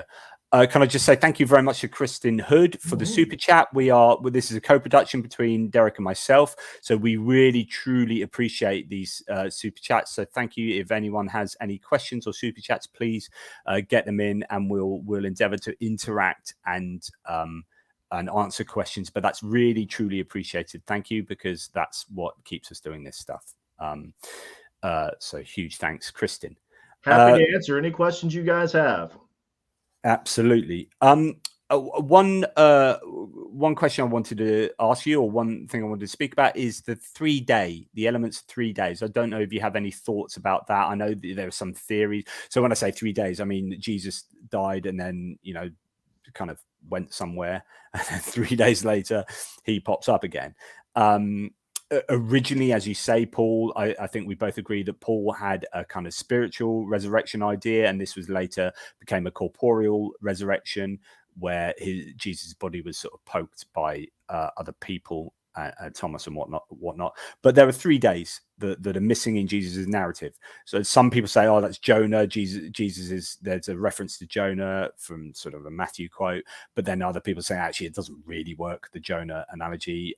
But do we see, is 3? I mean, 3 is obviously a very common and an important number across a lot of cultures. What are your thoughts on the 3 days, after 3 days? So, when Paul says this stuff, he's most often getting it from the Greek Septuagint. And we find in Hosea, so Hosea writing in the 8th century BC would be our first the first Hebrew use of the idiom of resurrection, though it's being used metaphorically to apply to the nation of Israel. He says, "Come, let us return to the Lord. He has torn us to pieces, but he will heal us. He has injured us, but he will bind up our wounds. After 2 days, he will revive us. On the third day, after 2 days, he will revive us. On the third day, he will restore us, that we may live in his presence." So I think Paul is getting this from Hosea. Now, the interesting question is, where's Hosea getting it? And you do very commonly find this sort of 3-day motif in the stories of some of these dying and rising gods or heroes, or even sometimes mortal figures. Let me read from you, and this is giving you a little bit of a sneak peek into what's to come. But this is from the pyramid texts. O my father Osiris the king, awake, stand up at yonder eastern side of the sky, at this place where the gods are born, when there comes this time of tomorrow and this time of the third day. My father the king will be born on yonder eastern side of the sky where the gods are born, when there comes this time of tomorrow and this time of the third day. O king, there comes this time of tomorrow and this time of 3 days. A stairway to the sky is set up for you among the imperishable stars. It's really interesting. We most certainly find this motif in the death and resurrection of Osiris. Other places as well. I think Hercules brings a woman back from death on the third day. In the story of Inanna, it's after 3 days and 3 nights that she is restored to life by these sexless creatures, the Kagara and the Galater. So there's already something of a 3-day idiom established in the ancient world. And here we find Hosea using this in the 8th century BC. So I think it's one of the points I tried to make here is that you can't really use Judaism as a buffer to protect Christianity from pagan influences, because Judaism itself is an amalgamation, a syncretism of ancient Near Eastern and Mediterranean ideas. At the end of the day, it's all pagan. And the word pagan is almost meaningless for that reason. At the end of the day, it's all ideas stemming from the ancients and their conceptions in that time and place in the Mediterranean world. So Paul's getting this from Hosea. I think Hosea is indebted to this 3-day motif that existed among dying and rising gods and other such sources. Lloyd Gearing speaks to this, as do, like I said, I'll be getting into the details of all of this later, but it has an interesting sort of circuitous route. And I think, we touched on the idea of a general resurrection in Judaism, which is obviously a thing. Although it's interesting that really Jews don't necessarily agree on how the general resurrection works and what the whole afterlife is all about, and how that works, and the chronology of it, or the ontology of it. So Maimonides, who was a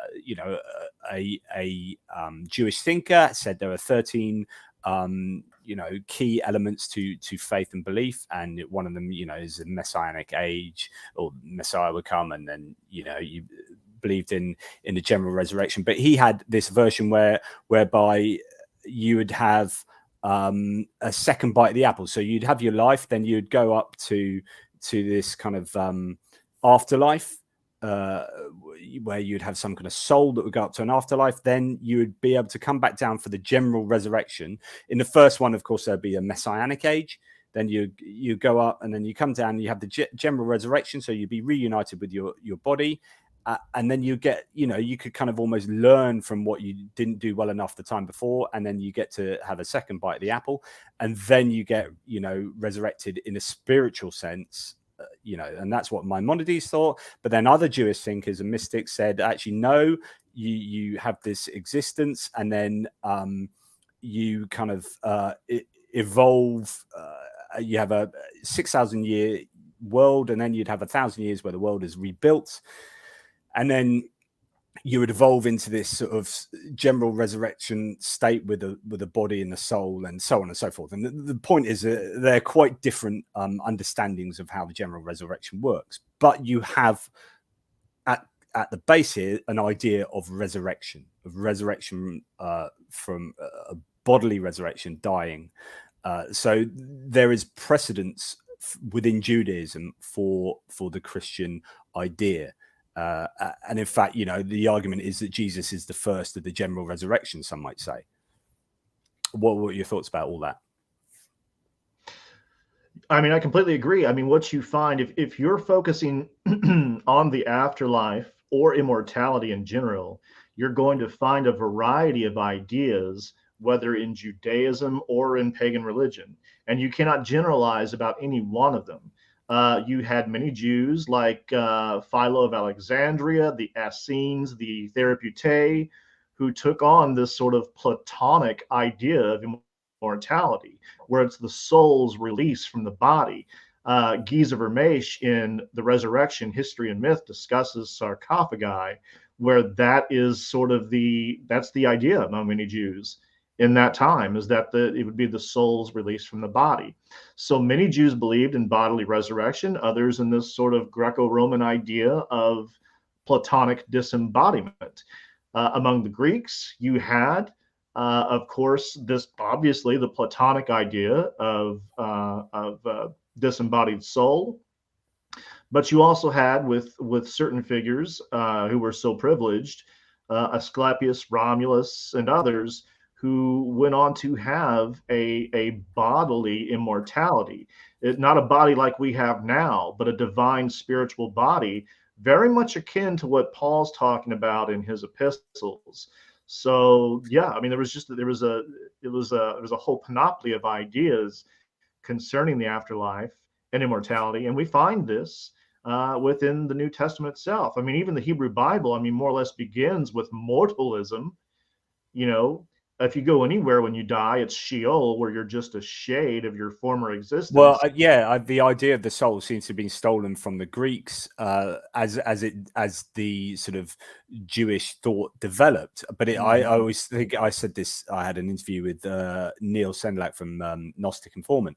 We talked about how, do you know what, if heaven and hell and the transcendent soul are such important parts of reality, as Christians believe and as Jews ended up believing, why is it not in the Hebrew Bible in any significant way until arguably much later, if at all, in any really explicit? Yeah, it's just missing, and it makes you think, well, that's obviously, from our point of view, it's obviously because it's a developed theology that humans have used to explain how bad things can happen to good people and good things can happen to bad people.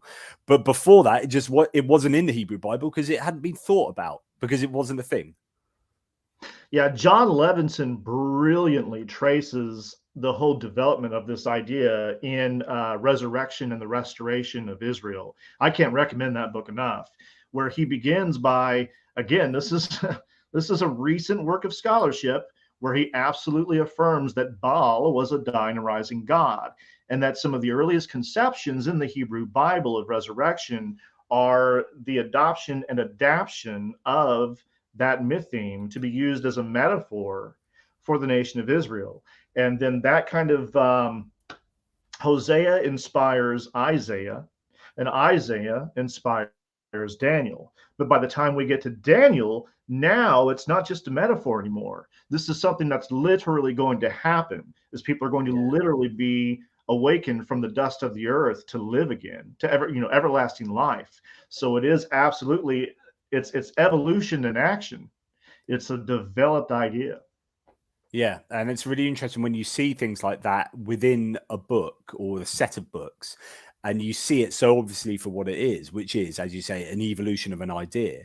That anthropologically, that's really interesting, and for the skeptic, that's like, well, that's obviously how things work, and that's fascinating. But it's an argument against the reality of these situations, theologically and historically speaking. Here is, thank you so much for this, Lost Goddess IO. How about swoon theory? Did Jesus survive the crucifixion? Did Mary Magdalene pull off the greatest magic trick of all time by sedating Jesus? So I know that's not exactly to do with what we're talking about, but thank you very much. We will answer that. Of course, that's what we're here for.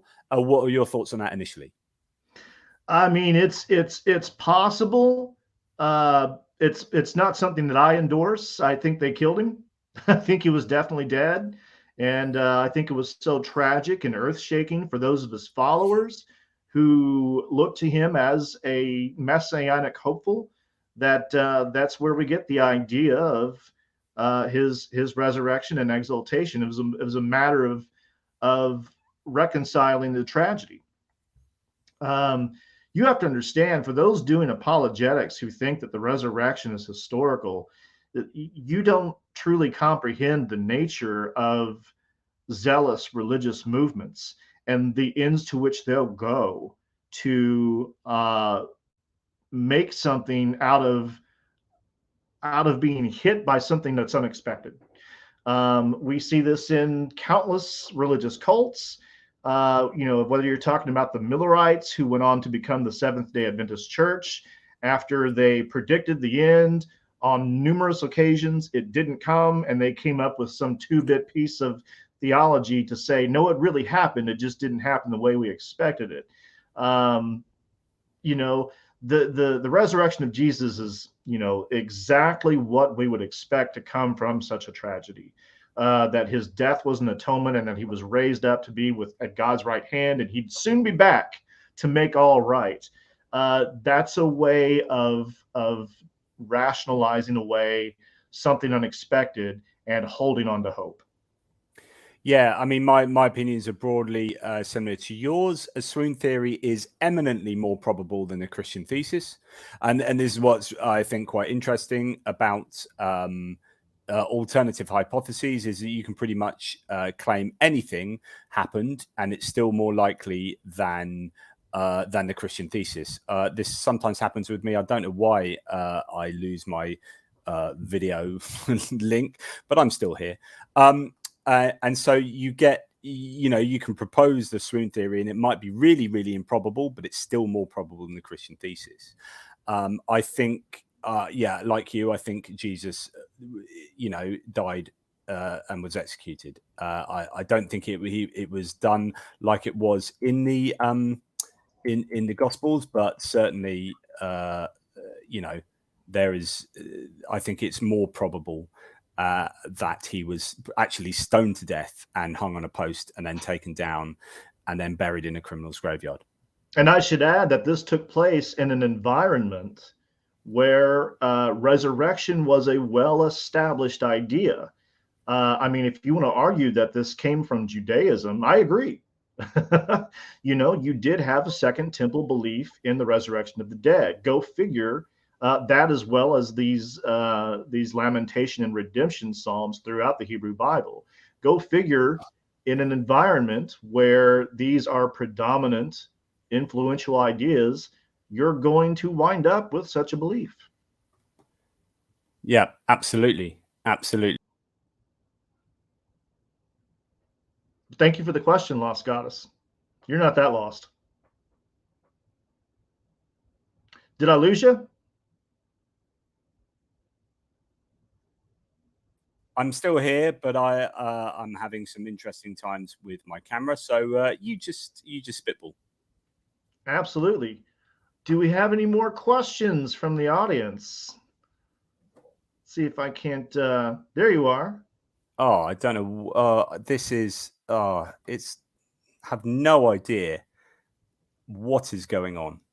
Well, God doesn't approve of this podcast, clearly. This is definitely I am being set upon by.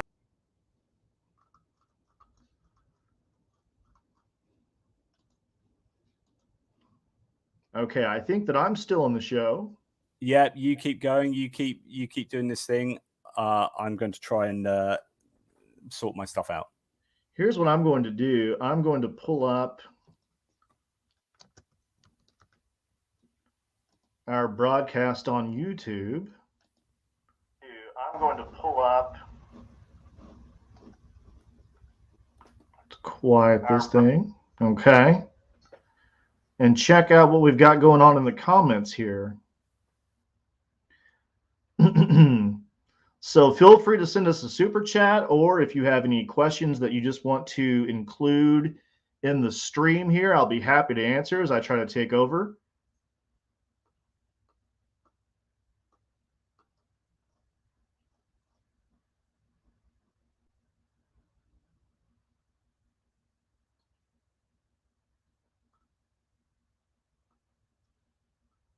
If you've got questions, right now is the time to ask, folks. Questions or challenges, for that matter. There is a God. There is a God, and Goodness knows what was happening there. That was an absolute nightmare. Anyway, back rocking in the free world.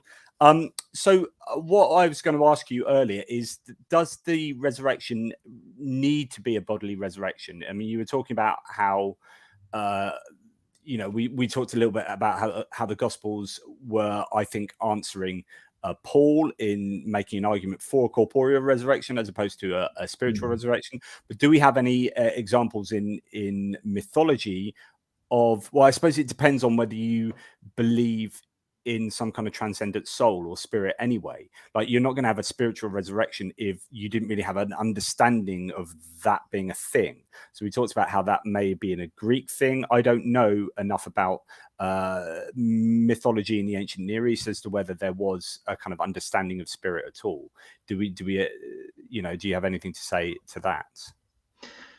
Well, I mean, if we're talking about the soul's release from the body, then technically that's just not a resurrection. It's the soul's ascension into the heavens. I think it's still something analogous with what happens to Jesus. But any apologist is going to point out, well, that's not physical resurrection. That's not what we're talking about. Yeah.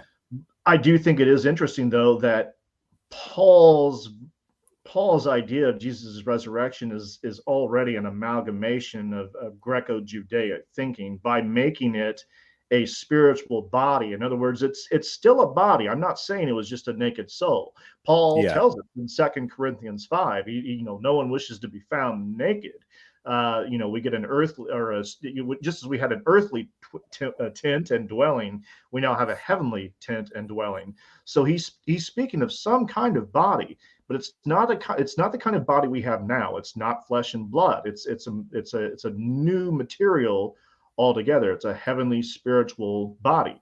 Yeah. And lo and behold, that's what we find in these stories of whether it's Asclepius being taken up or Romulus or Hercules. There are Litwa, M. David Litwa covers this in Jesus Dios, the early Christian depiction of Jesus as a Mediterranean god, when he discusses these Greco-Roman figures, how their bodies are illuminated and they shine like the stars, like the heavens. There's all kinds of indications that these are new, immortal, divine bodies. As Ovid said, Romulus appears more than human and finely dressed. They have an overwhelmingly majestic new type of body. And that's what Paul is doing with Christ. As Guy of Vermeer says, Paul combined his Jewish legacy with the ideas of his Hellenistic listeners by making Christ's resurrection body a spiritual body. So already, the earliest New Testament documents we have, the resurrection is already a Greco-Judaic hybrid in that sense. But as for full-on fleshly resurrections, we had that in Osiris. The whole idea of his limbs being brought back together, of flesh being put on his bones, shaking off the earth from your flesh. This is physical resurrection in ancient Egypt, and even on up to the Ptolemaic period, as we can glean from the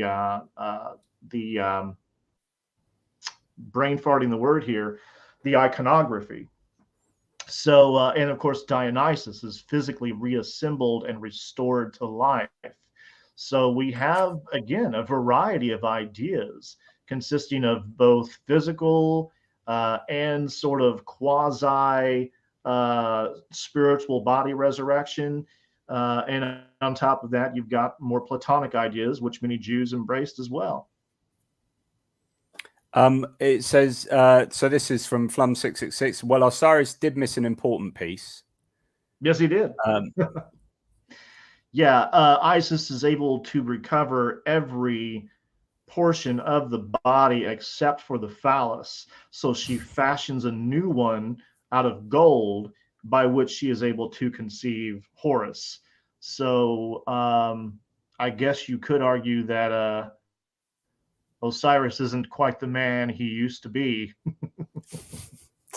I interviewed Dave Fletcher a few weeks ago. He's got a brilliant book called Myth Education, where he looks at sort of different mythologies and pantheons from around the world. And but it's some of the stories about the Egyptian gods, particularly, with some like really bizarre, quite dubious stories involving all sorts of fairly, I don't know, risque things that you wouldn't like. We talked at the end about how, you give your kids books of mythology, right? And you say, read this, is really cool, and these myths are great, but they've been sanitized, and a lot of actual myths, and particularly Egypt, it looks at, like have stories that, if you knew the full details of them, you wouldn't be sharing that with your kids.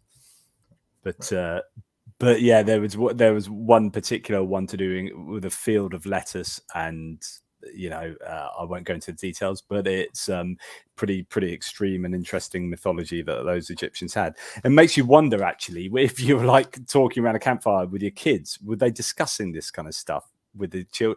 We think of our children these days and what's like acceptable and appropriate or not. And we wouldn't do a class of mythology for like 10-year-olds at school and then say, and Osiris had to fashion the penis out of gold.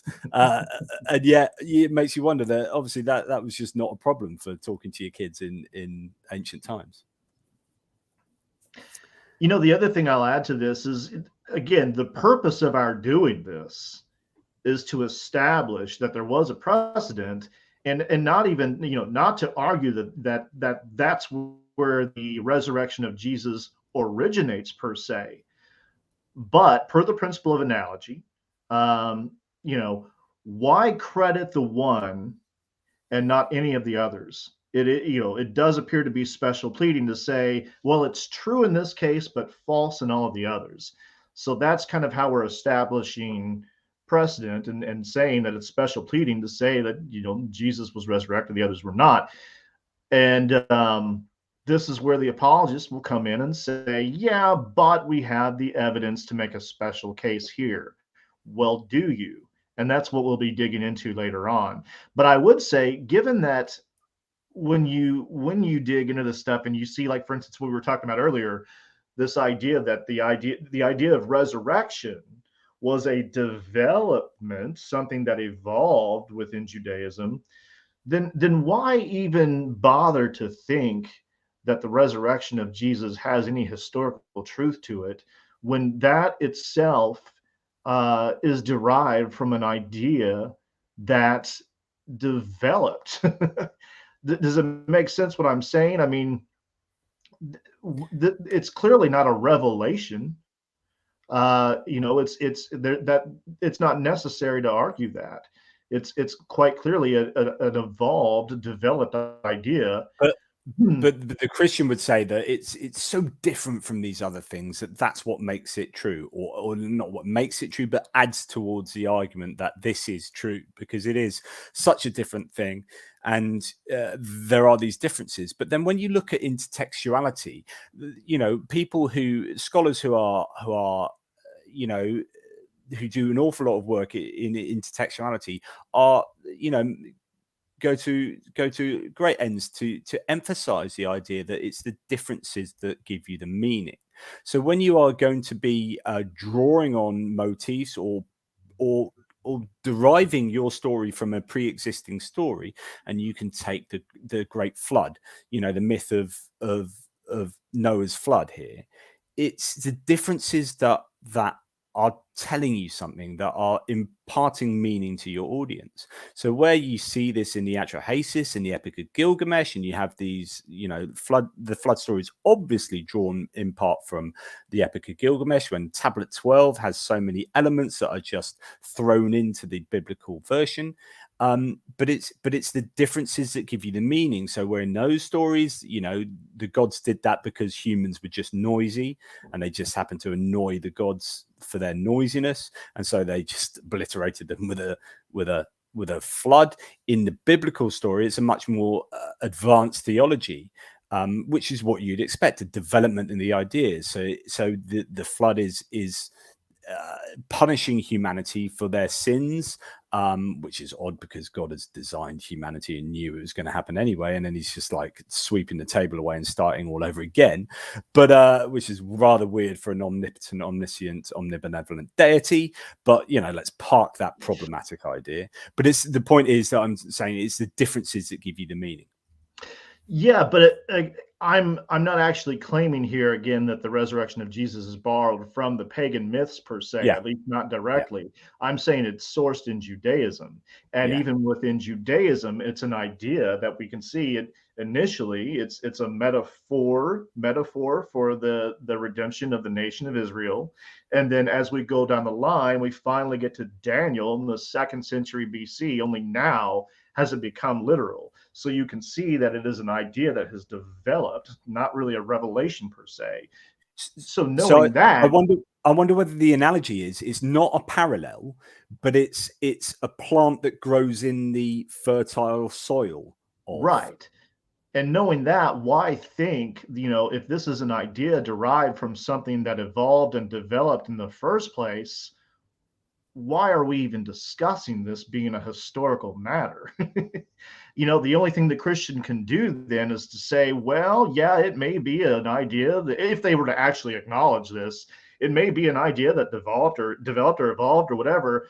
But for some strange reason, from divine fiat, God really did raise Jesus from the dead, even though now you're having to make an argument that the biblical God existed, which even the biblical God is an idea that developed in early Palestine. I don't know how you get to him. It's just, I don't quite know how you get from Yahweh so easily to. I mean, I'd if I was a Christian back in those early days, I'd be a Marcionite, which is to say that the Yahwistic God looks very much like a pretty horrible piece of work. Yeah, all of this is so thoroughly indebted to artificial ideas in antiquity that I just, if you knew that and you understood that, and apologists don't, you wouldn't even be trying to make a case that this is a historical occurrence. It's the next step in the evolution of artificial man-made ideas. Yeah, and I'm going to be debating with Jonathan McClatchy, who's an apologist, on the Unbelievable radio show on Monday, which is Premier Christian Radio. And we're going to be arguing about extraordinary claims require extraordinary evidence, which is kind of the basis of my book, which is to say that when you have, and we'll be talking about this in future episodes, but when you have an extraordinary claim, as in out of the ordinary, then this requires or should require evidence to support it that is out of the ordinary. Because I have a table, you'll believe on verbal testimony alone, but I flew to the moon on the back of the unicorn would take a lot more evidence. I mean, it's intuitively true. So what Christians do is they try and have a go at this argument. They try and they try and pick apart the extraordinary claims require extraordinary evidence and Hume and Sagan and all this stuff, but because they have to, because they don't have good enough evidence to support their claims, so they're forced to have a go at these arguments. But it's just intuitively true. We do that, and it's pragmatically and obviously what we do. So I don't know why you would really have a go at it, other than if you felt you really had to because you knew your evidence wasn't very good. But what McClatchy does is he says that actually, the probability of the Jesus resurrection story is more likely to be true because, and then he'll go, because the virgin birth story is true, and then it's also true because Isaiah 53:10. It's like, well, this is a massively circular, begging the question argument. Whereas, you're trying to prove the resurrection by assuming the truth of the virgin birth. Well, mate, they're both complete nonsense. I know the Bible is true because the Bible says that the Bible is true. Come on. I wrote an article once. My local church used to have, it doesn't anymore, but it used to have a massive banner, and it said, this huge banner said, "The Bible is true," right, in huge letters. And then the quote to support that, the reference to support that, so it referenced it underneath, was like Timothy, whatever, some, I forget which quote it was, but it was using like one of the documents from the New Testament to support. It's like the Bible is true because it says so in the Bible. It's like, oh man, that's so bad. It's so bad. Now, Jonathan, why don't we give people a taste of things to come by we're not going to get into posterior probability, right? We're not going to try to refute any arguments for the resurrection in this episode. But may I play the role of the apologist and give some of the evidences for the resurrection? Golly, where do I begin? Let me bring up my my Patreon, where I've got a great post on this, and just kind of go through some of this stuff so that they know that I'm quite conversant with these arguments. Well, you know, it's interesting when you see like preachers. I've watched preachers before saying, you know, evidence of the resurrection is that Jesus appeared to the 500. You know, like, how can you use that as evidence for the resurrection? That is what we're actually contesting. That's not. Anyway, yeah, go for it. So yeah, we've got the who would die for a lie argument, right? Now, right off the bat, I mean, right on the surface, we know this is nonsense because we have countless examples of people, you know, giving their lives for a cause that is false. What the apologists do is they say, okay, sure, but like if you're talking about the 9/11 suicide bombers, for instance, they're too far removed from anything that might have historically occurred with Muhammad to know whether or not what they're dying for is true. Whereas the original followers of Jesus, they were in close proximity to the events. So if they were willing to die, to give their lives for this belief, then they must have sincerely believed it. And that's a good indication that it's true. Again, not trying to refute any of this, just going through the, of course, you got the empty tomb argument. I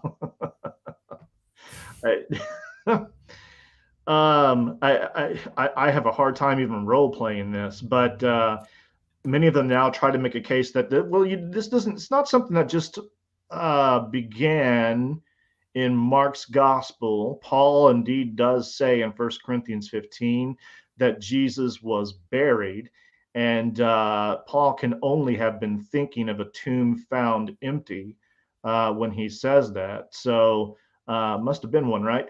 Not enough time for legendary embellishment. Here's where we try to drive the wedge, really.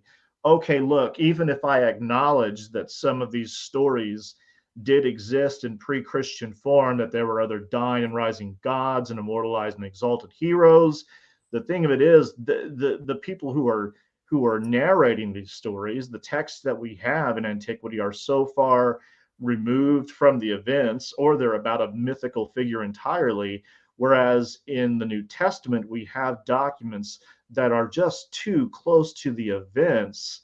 There just wasn't enough time for legends to have amassed about this.